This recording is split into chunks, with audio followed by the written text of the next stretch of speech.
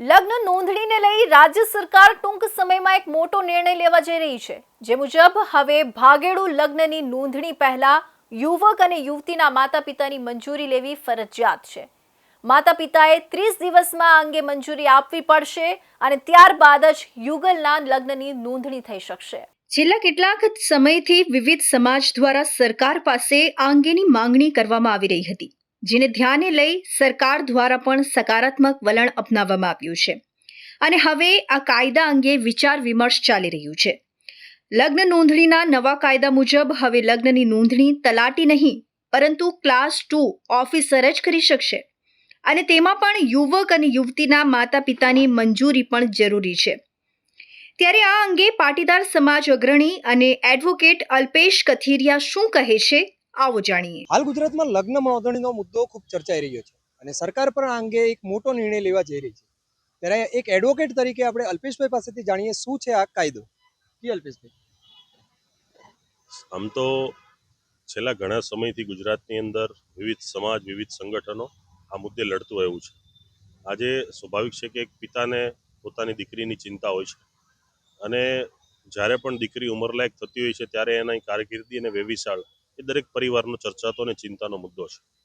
પણ જે આ પ્રકરણોથી દીકરી ઘર છોડે છે અને જે પ્રકારે લગ્ન કરી લે છે પોતાની મરજીથી, ત્યારે એની પાછળનો જે પરિવાર છે, એનું કુટુંબ છે, ખૂબ પીડા ભોગવતું હોય છે અને એના માટે સરકારે ખૂબ મદદ કરી છે.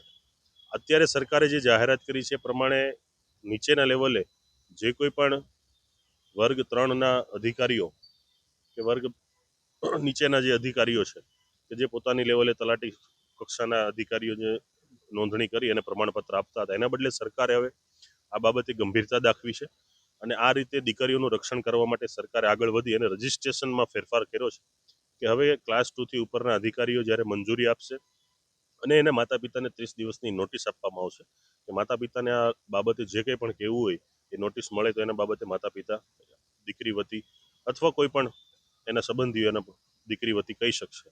તો એ વસ્તુ રેકર્ડ પર લેવામાં આવશે અને ત્યારબાદ ખરાઈ કર્યા પછી રજિસ્ટ્રેશન થશે.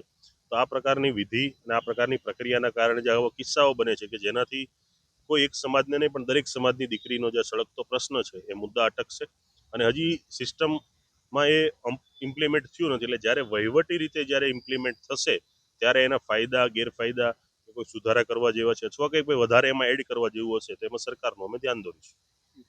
પણ આ બંધારણ પ્રમાણે એવું કહેવામાં આવ્યું છે કે 21 વર્ષીય વ્યક્તિ પોતાનો નિર્ણય લેવા માટે સ્વતંત્ર છે. તો તેને જોતા આ કાયદામાં ક્યાંક વિસંગતતા જોવા મળતી હોય એવું લાગે રહ્યું છે. જો બંધારણ પ્રમાણે તો 18 વર્ષ એટલે તમે પુખ્ત થઈ જાઓ છો અને આપણી મેરેજની પ્રક્રિયા પ્રમાણે દીકરીના 18 વર્ષ અને દીકરાના 21 વર્ષ જરૂરી છે. બંધારણ પ્રમાણે તમને રાઇટ ટુ મેરીના એક્ટ લાભ મળેલો છે કે તમે પોતાની પસંદગીના પાત્રથી કરો છો. પણ આપણે સમાજમાં જીવીએ છીએ, સમાજનું પણ એક બંધારણ છે અને દરેક સમાજ ઈચ્છતો હોય છે કે આપણી દીકરીને સારું ઘર મળે, સારું કુટુંબ મળે, સારા વ્યક્તિ મળે અને સારા ઘરે રહી અને સુખીથી જીવન જીવે. પણ દીકરી નાદાનીમાં જ્યારે કોઈ નિર્ણય લે છે, કોઈ મેચ્યોર દીકરી છે, નિર્ણય લે છે, સમજે છે, તો આજે 21મી સદીની અંદર લોકો સ્વીકારે છે.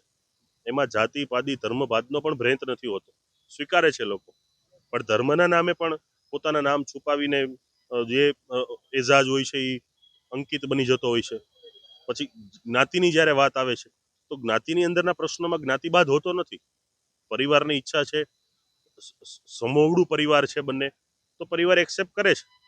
પણ જ્યારે પરિવારને જે પ્રકારની ઈચ્છાઓ હોય અથવા પરિવાર જે પ્રકારનું પાત્ર ઈચ્છતું હોય અને પરિવાર જે દીકરીને રંગે ચંગે પૌણાવીને પોતે મહેનત કરી હોય છે તો સ્વાભાવિક છે કે દરેક પિતાનું એક સપનું હોય છે.